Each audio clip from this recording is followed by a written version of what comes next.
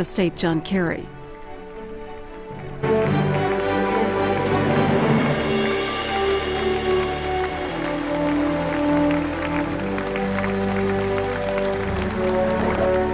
Norm, thank you. Thank you very, very much. Thank you all, 14,000 strong or more. Howard Friedman and Executive Director Howard Corr, incoming President Bob Cohen, incoming Chairman Michael Kasson, outgoing Chairman Lee Rosenberg, and Ambassador Ron Dermer and Ambassador Dan Shapiro. I don't know where our ambassadors are. Would they? Somebody ought to applaud both of them here. There they are. Dan Shapiro and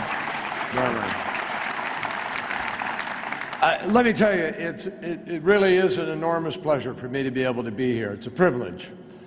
And good to see so many friends, all 14,000 of you. A little frightening to see myself on about 8, 9, 10 screens up here. The last time I spoke to AIPAC, I joined your national summit in Napa Valley. I did it via satellite. And you were in the vineyards, I was overseas, different kind of vineyard. So today I think I'm getting the better end of the deal because I'm here with you in person, and your wine selection is a lot more limited this time. I have to tell you, I had the pleasure of speaking to AIPAC back in the 1990s. It was a great honor, and every time I come here, whether I get a chance to talk to a smaller group during the daytime sessions or otherwise, this is a remarkably inspiring gathering. People from every corner of the country coming together to demonstrate our deep support as Americans for a strong U.S.-Israel relationship. And it is no exaggeration. It's not just words to say that every single one of you brings here such a special passion to a cause that you so fiercely believe in.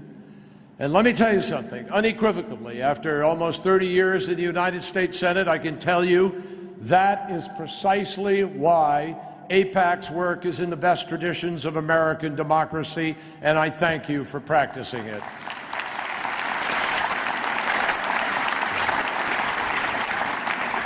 I want you to know that in my judgment, these democratic values are stamped in the DNA of both the United States and Israel. But we also share something much deeper than that. Like no other two countries on the planet, against the deepest odds, and Israel confidently, purposefully set out to be examples to the world. Think about it. From its earliest days, Israel has always said it's not enough just to be one of many in a community of nations. Israel has strived since Isaiah's time to serve as a light unto the nations. And that responsibility to be a light unto the nations sounds actually unbelievably similar to something that we as Americans know is part of who we are too. My grandfather, 10 times over, too hard to count in other terms, was a man by the name of John Winthrop. And he came to what was then the New World. And he came in search of freedom, freedom to worship as he wished. He was a minister. He and his congregants were outcasts, persecuted, heading into a rough and unforgiving land with no guarantee even of survival.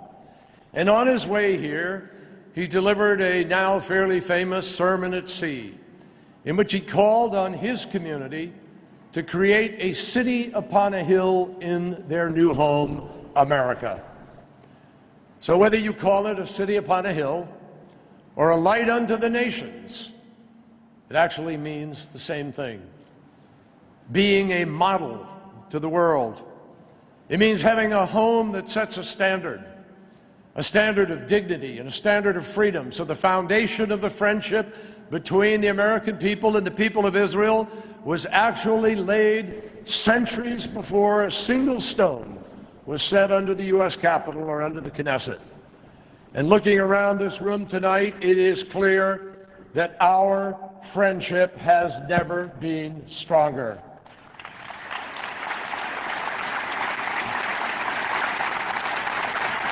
I'll tell you why. Because today, as Israel faces serious challenges to her future, it is America that will stand firmly by her side. I will tell you that with the leadership of President Obama, and you can look it up, you can measure it, this is not exaggeration, it's a matter of fact, there has been a complete, unmatched commitment to Israel's security. The record of this administration in providing aid and assistance, consultation, weapons, help, standing up in various international fora, fighting, I am proud to tell you, is unrivaled. And the bottom line, pure and simple, has been making sure that Israel has the means to defend itself by itself and defending Israel's right to be able to do so. That is what we've done.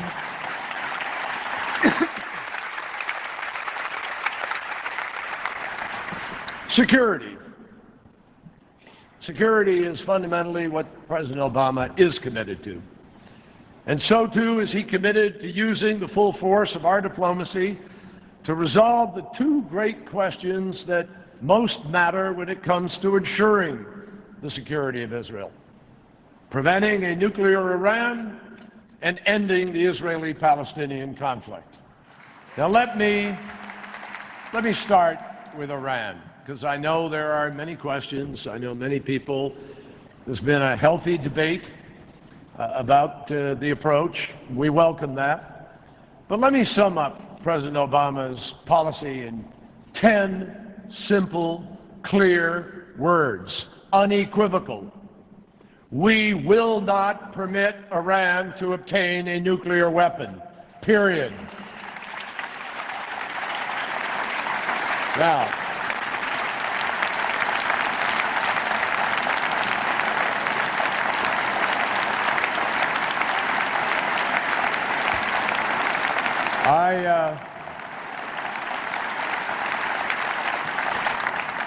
I added an 11th word just for punctuation.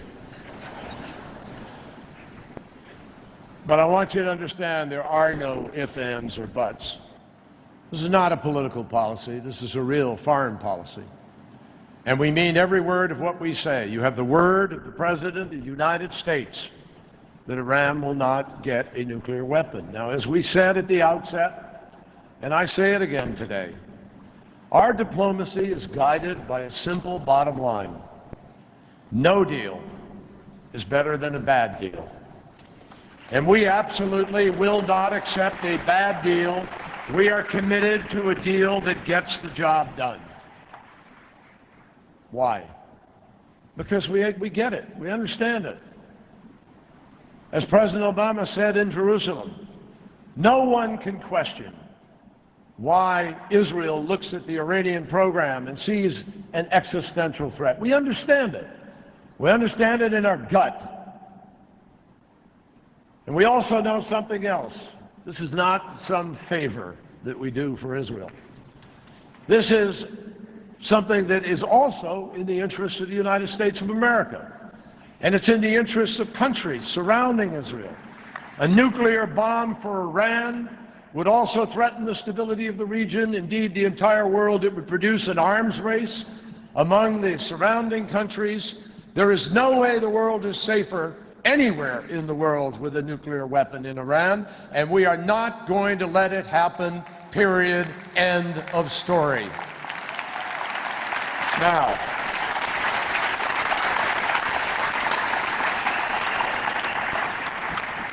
to do that, to achieve this all-important goal, important for America's security and for Israel's security, it is crucial that we seize what might be the last best chance to be able to have diplomacy work, and maybe the last chance for quite some time. Because the reality is only strong diplomacy can fully and permanently achieve the goal. those who say strike and hit need to go look at exactly what happens after you've done that.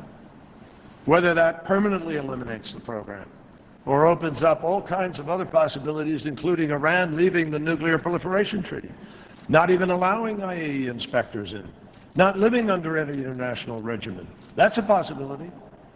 Only strong diplomacy can guarantee that a nuclear weapons program actually goes away for good, instead of just going underground and becoming more dangerous.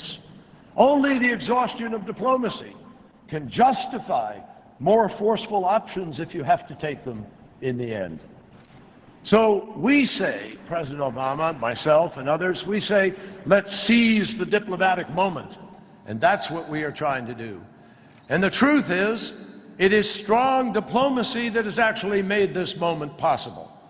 And we need to give it the space to work. We need to make sure that if this opportunity were to elude us, it is not because we are the ones that close the window. Now, I understand the skepticism. Been around this city for 29 plus years as a senator, became chairman of the Foreign Relations Committee, worked with most of the members of your board and with AIPAC and others around the country, and proud to tell you that during that time I had a 100% voting record for Israel.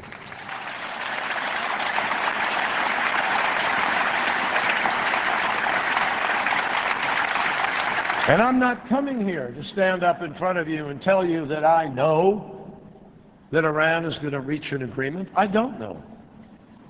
I don't know what they'll do. I don't know if they are able to make some of the tough decisions they're going to have to make in the months ahead. But I know that if the United States is going to be able to look the world in the eye and say we have to do something, we have to have exhausted the possibilities available to us for that diplomatic, peaceful resolution. Let me make it clear. Our approach is not Ronald Reagan's and the Soviets. We're not looking at this and saying trust but verify.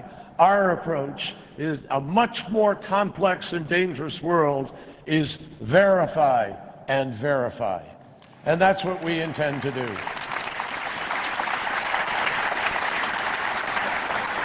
Now, there is very good reason for these sanctions to exist in the first place, and good reason that we have kept the architecture of these sanctions in place. And we continue to enforce it, even as we negotiate a comprehensive agreement. In the last weeks, we have announced additional sanctions with respect to individuals who have been tempted to go around it, violate it. We have not changed one piece of the sanctions architecture, and yet we are able to negotiate. Our eyes, my friends, are wide open. This is not a process that is open-ended. This is not a process that is about trusting Tehran. This is about testing Tehran. And you can be sure that if Iran fails this test, America will not fail Israel. That I promise.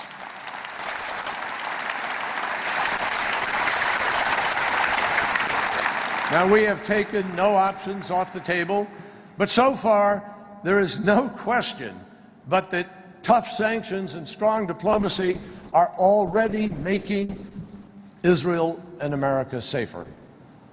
The first step agreement, it's not an interim agreement, it's a first step agreement.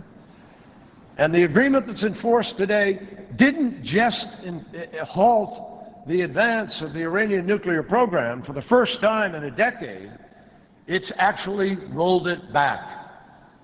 And we all remember how Prime Minister Netanyahu highlighted Iran's 20% enriched uranium in the 2012 speech at the United Nations. Well, today, Iran is reducing its stockpile of 20% uranium. And without the agreement enforced today, the opposite would have been in effect. The stockpile would have grown even more dangerous, and the amount of breakout time that they had would have grown smaller. Because of the agreement, Iran will soon have to take its entire stock of 20% enriched uranium down to zero. Zero. Zero.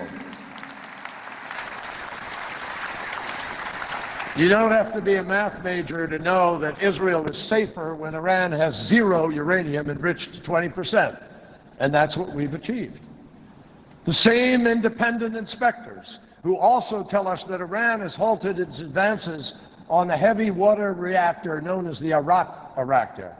Without the agreement in force today, we could not have stopped them from making progress on the Iraq heavy water reactor, plutonium reactor. Iran has also stopped enriching all uranium above 5%, and it has given inspectors daily access to the facilities at Natanz and at Fordow. You know Fordow, you heard about it, that underground facility that was a secret for so long. We've never had people in it.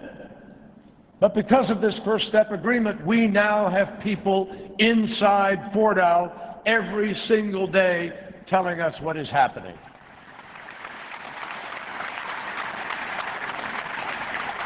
None of these things would have happened without forceful diplomacy by the United States and our international partners.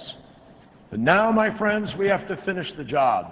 Like I tell my staff, there aren't any exit polls in foreign policy. It's results that count, final results. And that means we have to let forceful diplomacy keep working in order to put this test to Iran. Now, right now, we are carefully, and I mean carefully, negotiating a comprehensive agreement. We are consulting with our friends in Israel constantly. The minute Undersecretary Wendy Sherman finished her last set of meetings in Vienna the other day, she went immediately to Israel, briefed thoroughly on the talks, then went to Saudi Arabia and the United Arab Emirates and continued to brief and briefed our European partners. And you might be asking, if no deal is better than a bad deal, what does the United States consider a good deal? Well, you have my word, and the President's, that the United States will only sign an agreement that answers 3 critical questions the right way. First, will it make certain that Iran cannot obtain a nuclear weapon? Second, can it continuously assure the world that Iran's program remains entirely peaceful as it claims? And third, will the agreement increase our visibility on the nuclear program and expand the breakout time so that if they were to try to go for a bomb, we know we will have time to act? Those are the tests. Those are our standards for any comprehensive agreement. It's that simple. And those objectives, if they're not met, then there won't be an agreement. Now, make no mistake. Make no mistake. We can't resolve the answer to those questions. It's up to Iran. It's up to Iran to prove to the world that its program is peaceful, and the world will hold Iran accountable. Now, if it turns out that Iran cannot address the world's concerns, I guarantee you it will face more pressure. Iran will face more pressure, more and more isolation. And Congress will introduce more tough sanctions. And let me assure you, I know Eric Cantor is here, sitting here, I assure you, it'll take about 2 hours to get it through the House and the Senate, and it won't be delayed, and the Congress will have to do nothing more than schedule the vote, because President Obama and I fully support those sanctions under those circumstances.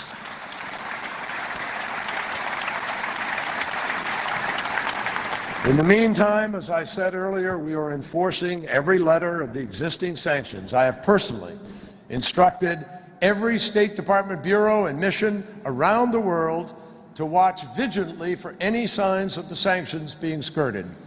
And to any country that wants to trade with Iran, with these sanctions firmly in place, the United States will tell them exactly what I have told foreign leaders in no uncertain terms. Iran is not open for business until Iran is closed for nuclear bombs.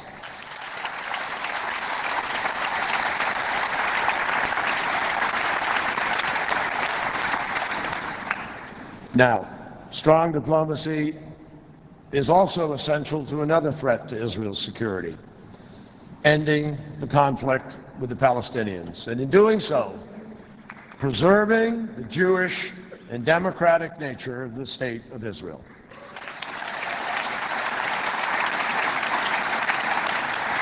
I've had some folks ask me why I'm so committed to these negotiations and why I'm so convinced that peace is actually possible. And they ask, why does John Kerry go to Israel so often?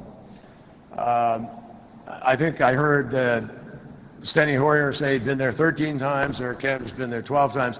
I've been there more times than that just in the last 9 months. And I've been to the Middle East more times than even that in the last months, because I don't always wind up going to Israel. But apart from the question, I'm surprised people ask, because apart from my affection for Israel, which dates back to my first visit back in 1986, it just strikes me that it's the wrong question to ask, why do I go? This isn't about me. This is about the dreams of Israelis and the dignity of Palestinians. It's about reconciling two peoples who want at long last to live normal, secure lives in the land that they have fought over for so long.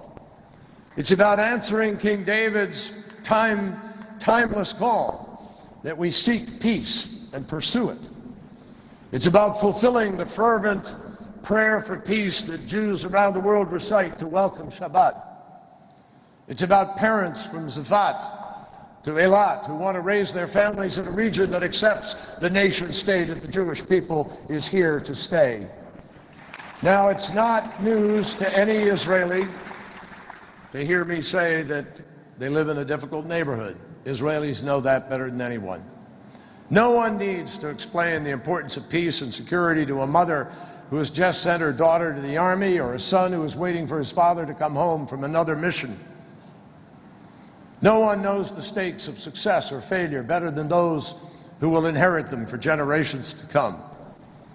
And I have seen all of these realities in so many different ways in my travels in Israel, from the rocket casings in Sderot to the shelter in Kiryat Shimona that I visited years ago, where children had to hide from Katyusha rockets. I've seen it. My friends, I also believe that we are at a point in history that requires the United States, as Israel's closest friend and the world's preeminent power, to do everything we can to help end this conflict once and for all. Now, that is why America helped bring the parties back to the table, where, let's be honest, Israelis and Palestinians have difficult choices to make. No one understands just how complex those choices are, or how emotional they are, better than the leaders who have to summon the courage in order to actually make them. I have sat with Bibi Netanyahu for hours and hours and days. We have become good friends. I believe, in fact, he ought to be charging me rent. I've seen up close and personally the grit and the guts of this man and his love of country. And I can tell you with absolute certainty and without question, Prime Minister Netanyahu has demonstrated his courage and his commitment in pursuit of peace with security. He knows that it is the only way for Israel to be a Jewish and democratic state, not a binational state.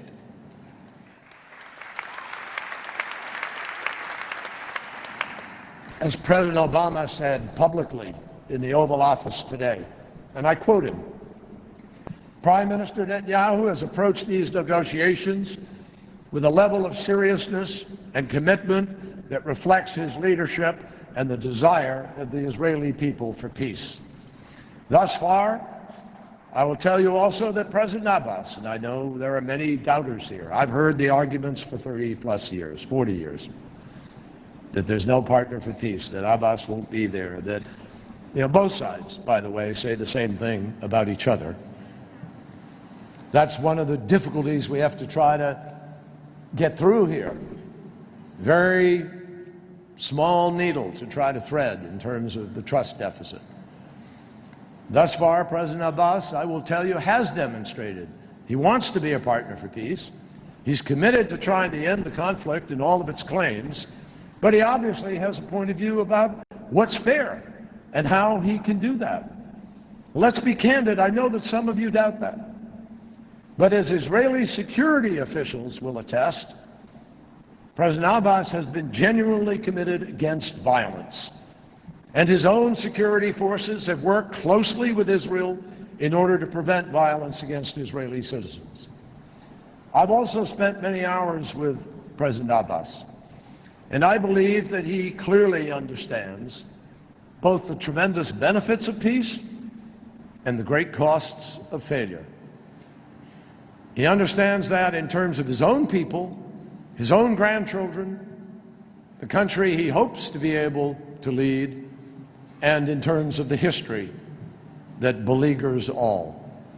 He knows the Palestinian people will never experience the self-determination that they seek in a state of their own without ending the conflict in a solution that delivers two states for two peoples. And so does Prime Minister Netanyahu. When Bibi looks me in the eye and says, I can't accept a deal with the Palestinians that doesn't make the people of Israel safer, we agree 100%.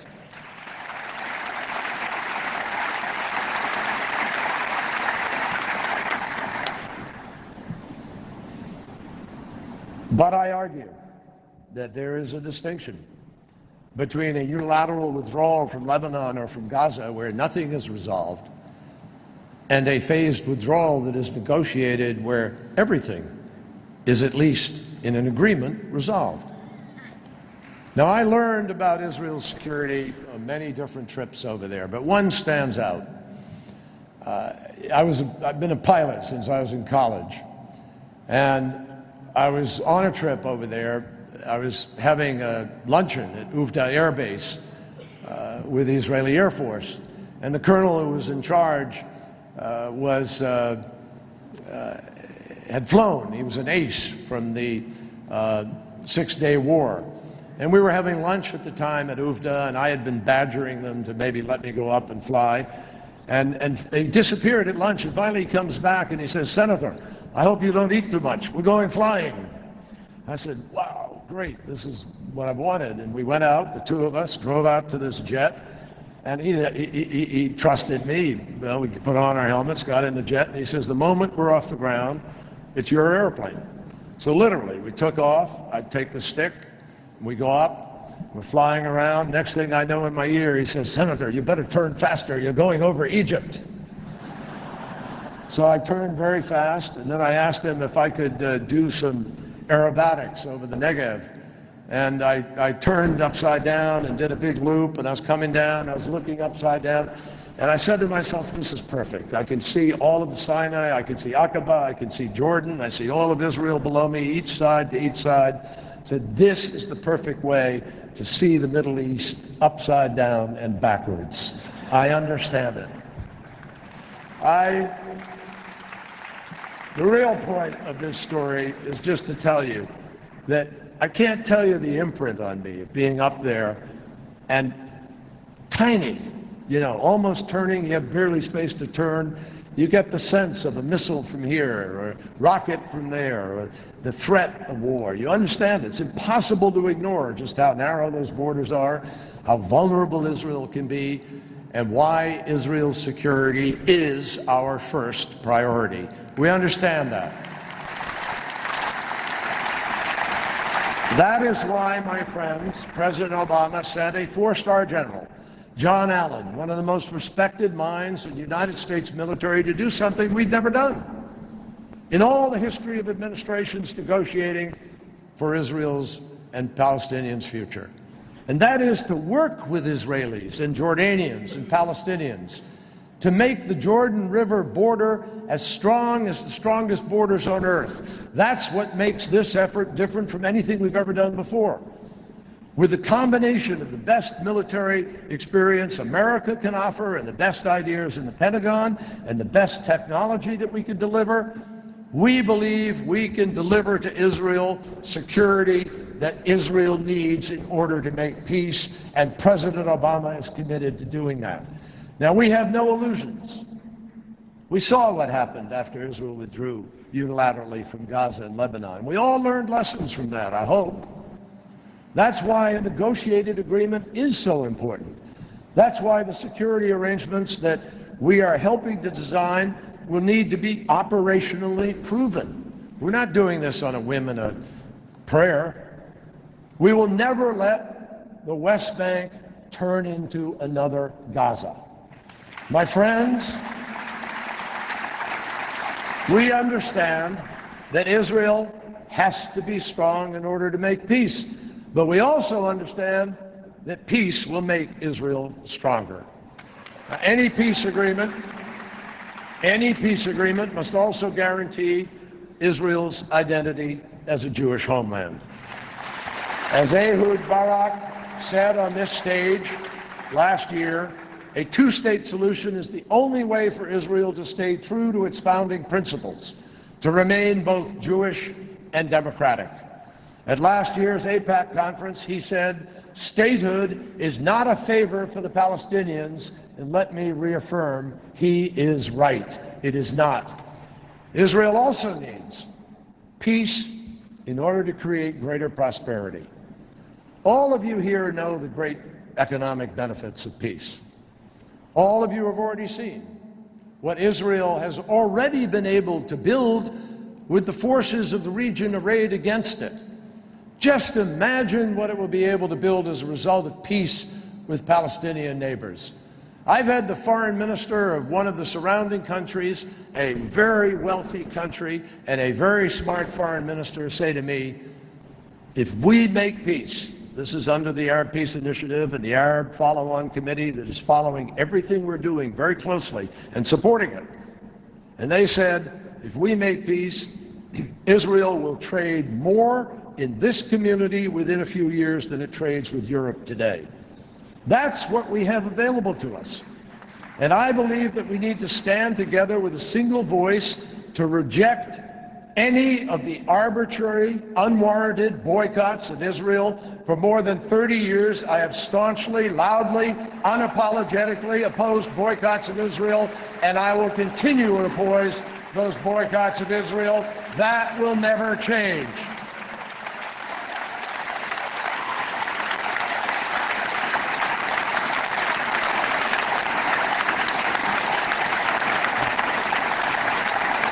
Every time that Israel is subjected to attacks on its legitimacy, whether at the United Nations or from any nation, the United States will use every tool we have to defeat those efforts, and we will stand with Israel.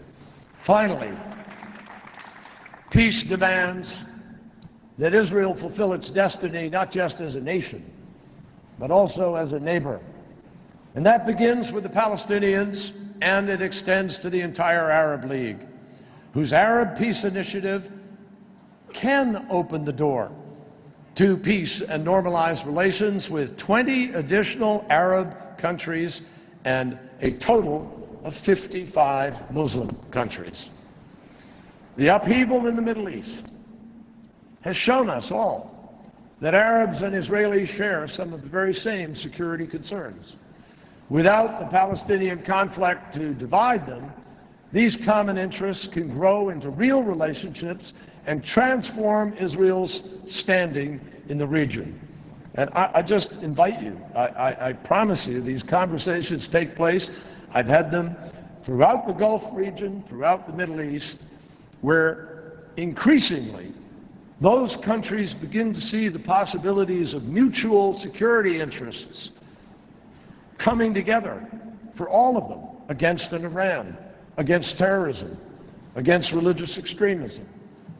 This is a commonality that is a new thread in the region, and I believe it brings the potential of new possibilities. It is also important to remember that ending the conflict means ending the incitement. President Abbas has called incitement a germ that must be removed. And he has sought our help in order to try to deal with the problem. And I can tell you that with any final agreement, it will also include a larger endeavor in order to help people on both sides move beyond a painful past and promote a culture of peace and tolerance. After all these years, my friends, it is really no mystery what the end game really looks like. I think you know that in your hearts. We understand what the end game is. I know what peace looks like. When I talk to Prime Minister Netanyahu and others, I think everybody shares this because this is not new. After Camp David and Oslo and Y and Annapolis and Taba and all of these efforts, what the end game should look like is straightforward. Security arrangements that leave Israelis more secure, not less. Mutual recognition of the nation state of the Jewish people and the nation state of the Palestinian people. An end to the conflict and to all claims. A just and agreed solution for Palestinian refugees.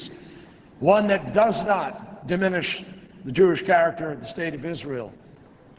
And a resolution that finally allows Jerusalem to live up to its name as the city of peace. It will take hard work.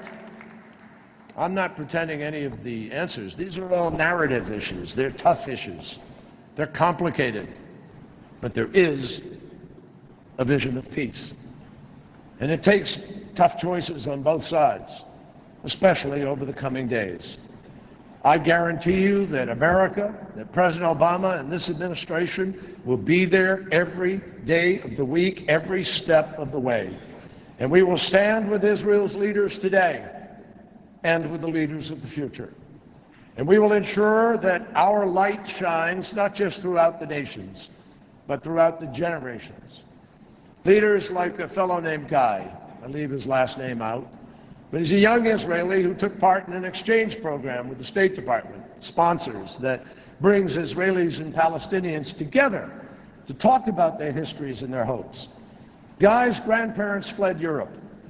He was born and raised in Jerusalem. He served in the IDF, and he worked as an entrepreneur in Israel's booming tech industry. And this is what he said in that program. We respect our past, but we don't want to live it. We are young enough to dream, to believe that change is possible and that fear can be defeated. I think Guy is right. Change is possible. Fear can be defeated. But those are choices we have to make now. My friends, a few months ago I landed in Tel Aviv, and it was the 18th anniversary of Yitzhak Rabin's assassination. I went straight to Kikar Rabin, and I stood with the late Prime Minister's daughter, Dalia, at the site of her father's murder.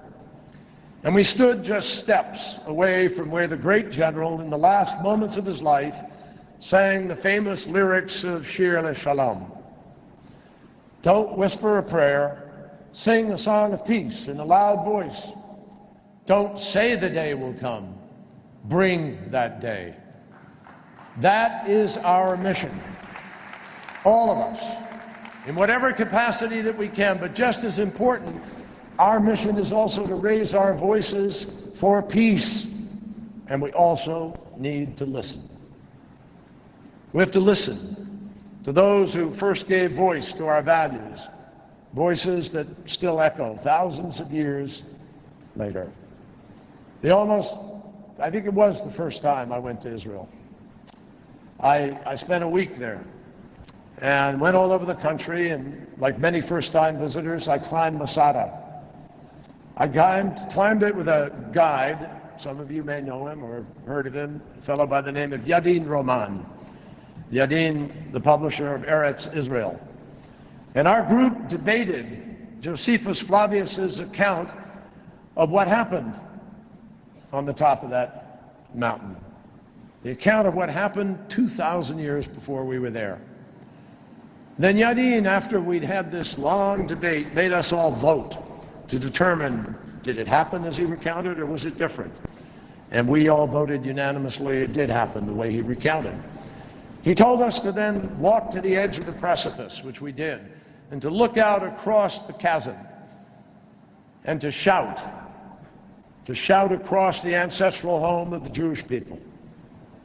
And as we stood where every new Israeli soldier begins his or her service by swearing an oath to honor that history and secure the future, Yadin instructed us to shout all at the same time, Am Yisrael Chai. We shouted. And then I have to tell you, echoing across the chasm in the most eerie and unbelievably unforgettable way were these haunting echoes of Am Yisrael Chai, Am Yisrael Chai, Chai, Chai. I'll never forget hearing the echo of those words bouncing off that mountain. It was literally like we were hearing the voices of the souls of those who had perished, sacrificing their lives for Israel 1,000 years ago. And we were affirming those words. The state of Israel lives. The people of Israel live.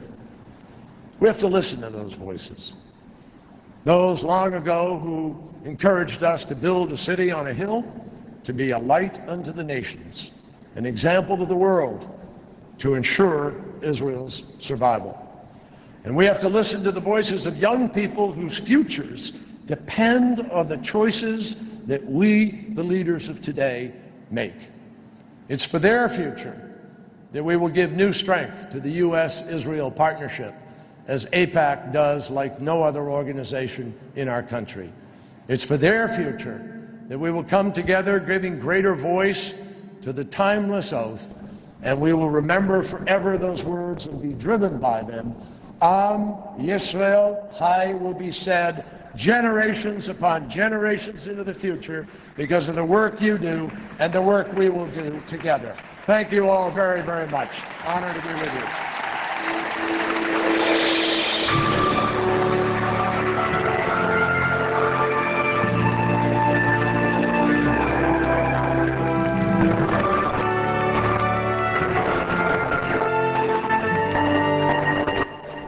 Secretary Kerry is leaving for Ukraine late tonight, and the State Department has said that the Obama administration is likely to impose sanctions on Russia because of its actions in Ukraine.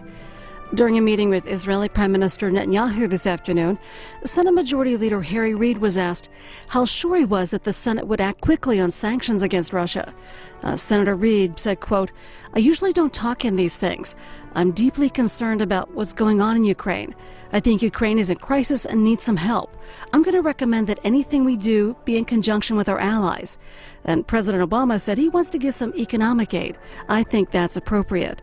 That from Senator Reid. And we see there Secretary Kerry finishing his remarks at AIPAC, heading off to Ukraine tonight. And Republican Senator John McCain spoke before